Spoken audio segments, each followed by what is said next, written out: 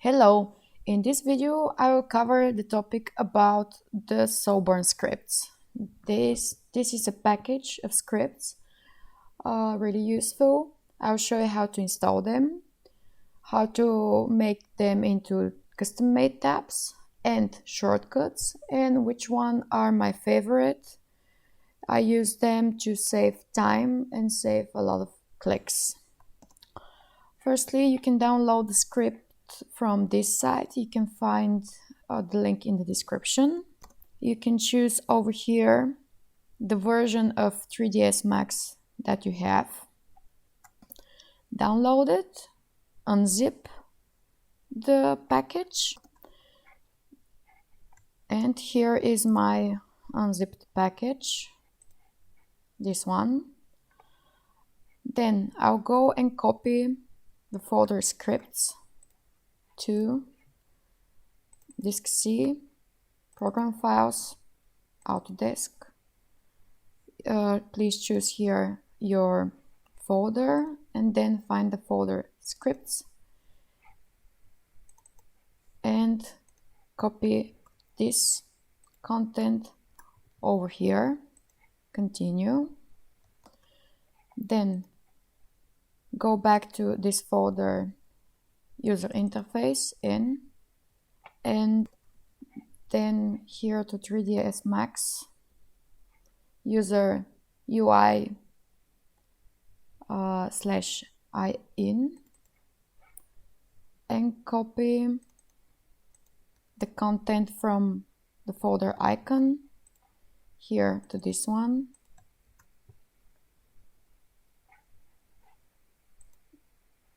Yes, continue, and the icons for the dark mode, select all, Control C, and to the icons dark here, Control V, and yes.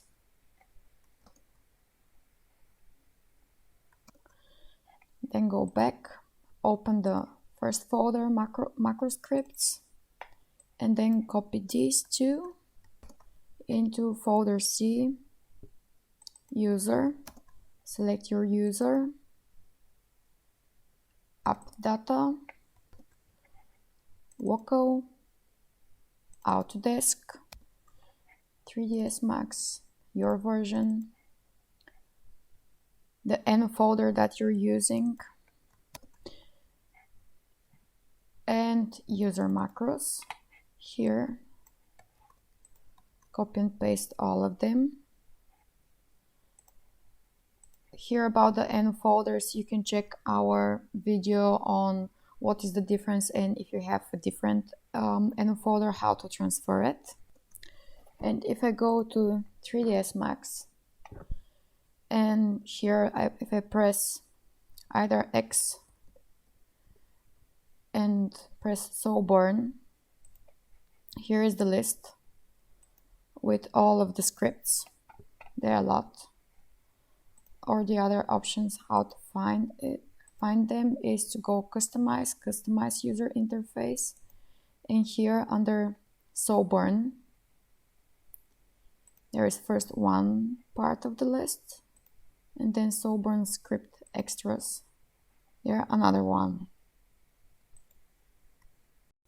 Now how to make the scripts into toolbars. Go to customize user interface, toolbars, new, name it, press OK.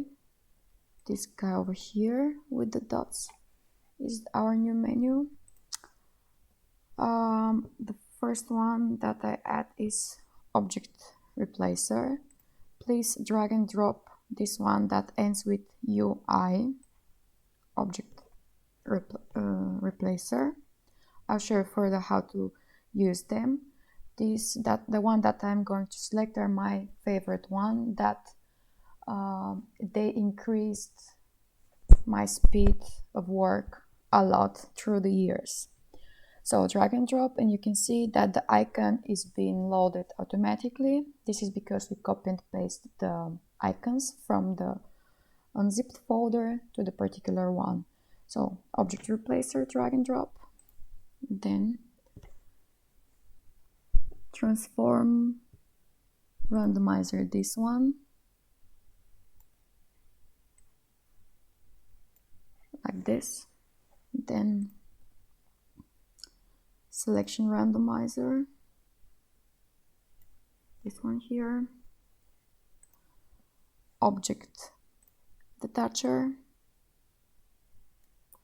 I use a lot the object detacher, but I prefer to assign a shortcut to it, so I'll show you how to assign it later. Object painter, we have made another video about the object painter and how to use it. And material remover, this one here. And as a final, I will add also the Soulburn Script Lister, this one. Then press save and save your toolbars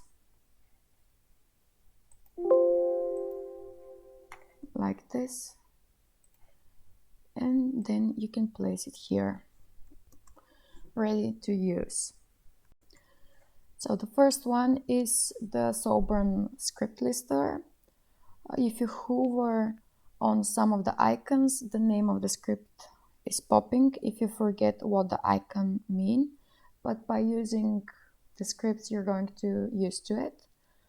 You can call it from here by clicking, this is all of the scripts, or by pressing X and writing Soulburn, you can call the list from here as well. The second one is material remover. If I make an object, assign material, then by pressing here,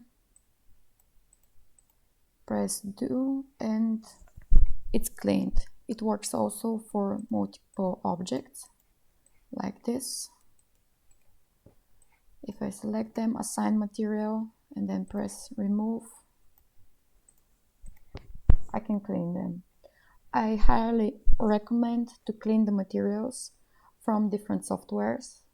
When you import something from Archicad or some of the other Autodesk products, Revit, some of the rendering engines like V-Ray or Corona, they don't support all of the material types, and you can have artifacts or bugs. So my suggestion is always to clean the materials and assign the correct one and to use them. So this script comes in hand in these situations. The next one is Object Painter. We made video about it with ideas how to use it, when to use it, and why it's going to save you time. You can find it in the card above or in the link in the description.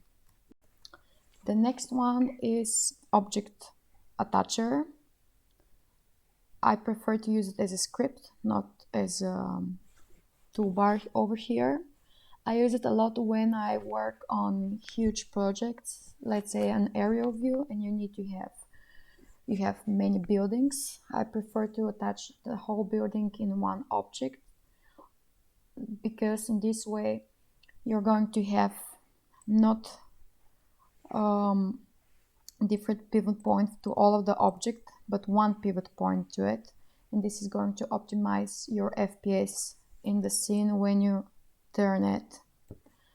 How to attach the shortcut: go to customize user interface, keyboard, here under Soulburn Scripts, Object Attacher.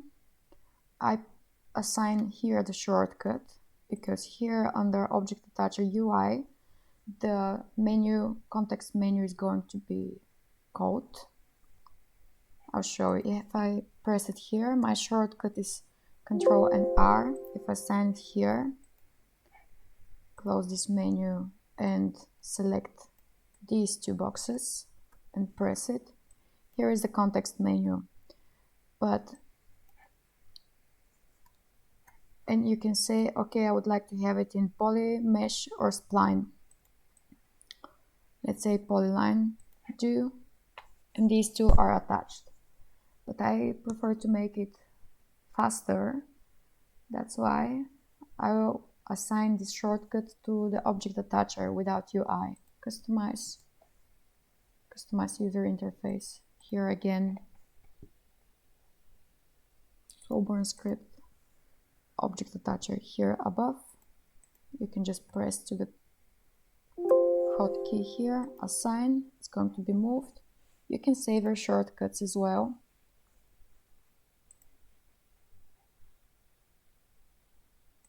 Close it, and then you can choose all of these objects, these three objects, press Ctrl and R, and they're attached. It works for a lot of objects. I've tested it with hundreds of objects.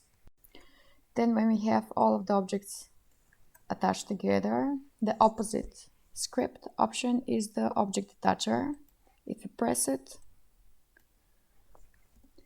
you can select whether to keep the wireframe color, to select the result. After that, if you have thousands of objects, where the pivot point to be placed in the center or the bottom of the region, and by pressing apply, now you can see we have all of them the same wireframe color in different objects, and all of them are called detached.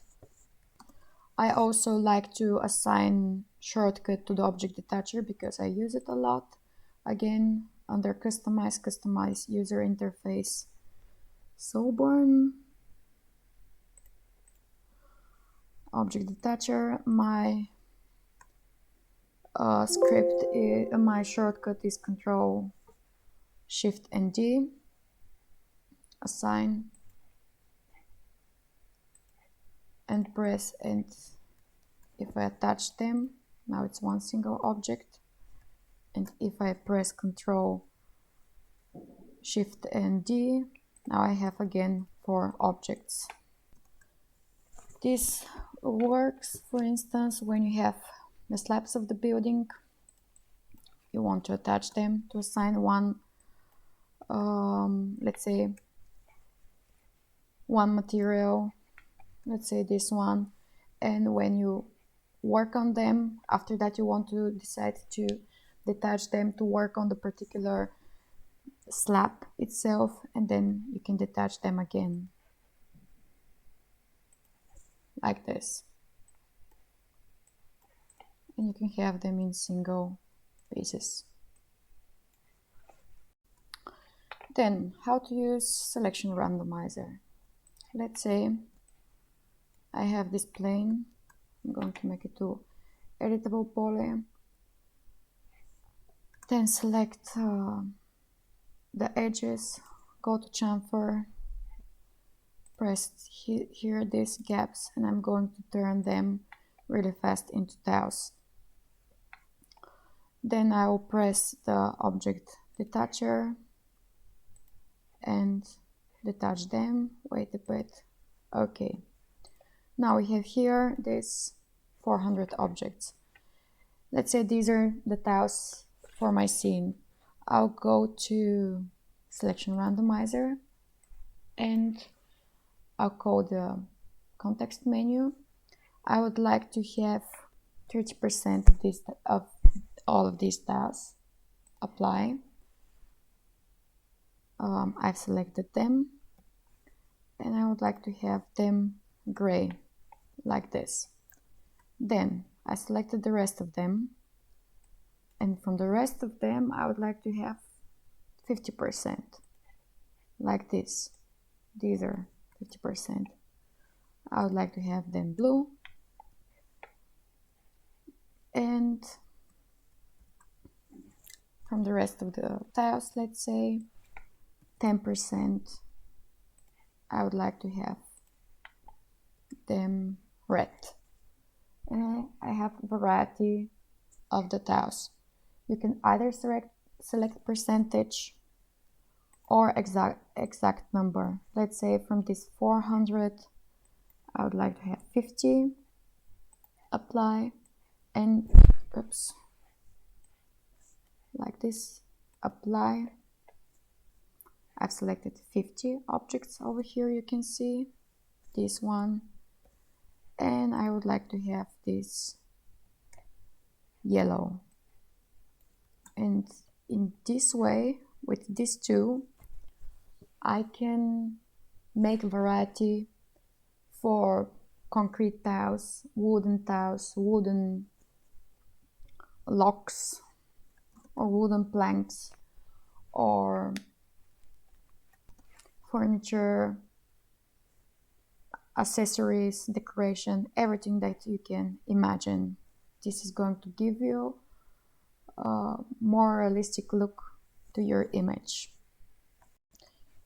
Here I've prepared some bushes. Let's say I would like to use this one. I'm going to spread it, copy it like this. Then I can select it, and it's important here to select the pivot of each object. Now I can rotate it on the Z-axis, so I can create a bit of variety. I can increase this amount, this one, and I can turn them and maybe rotate them on this axis as well, on the Y, like this. So it looks a bit more realistic and natural, organic. In addition to that, I'm going to scale it on all of the axes. Maybe from, let's say, if this is the biggest one that I would like to have, here I'm going to keep it at 100%, and then maybe 80 to have a variety in the size. By pressing one time, it's going to scale a bit, and then it continues to measure from this size. Maybe it's a bit too much, so I'm going to bring it back, maybe just in the Z-axis, a bit like this. You can adjust it as much as you want, and I would like to put it a bit to the Y-axis like this. We can see it in the top view, moved a bit.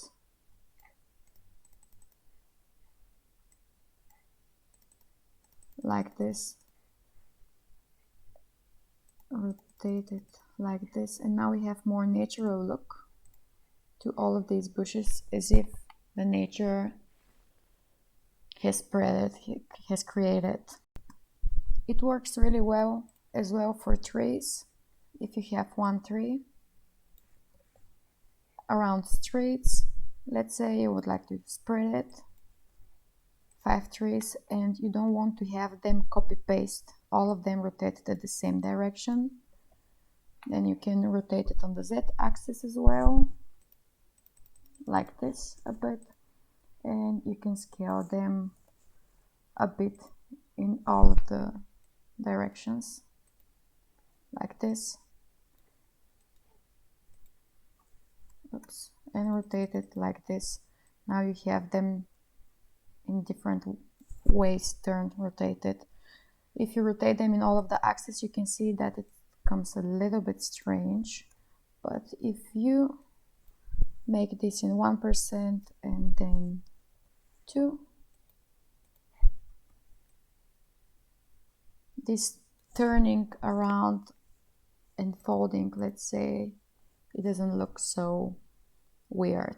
And of course, by pressing undo, you can go back one step and you have more realistic look over here. In the second part of the Soulburn Scripts tutorial, I will show you how to use Object Replacer, some great examples on how to boost your work, how to lit a night scene really fast, how to lit trees, street lamps, how to switch between open umbrellas for a day scene and closed umbrellas for a night scene. So stay with us.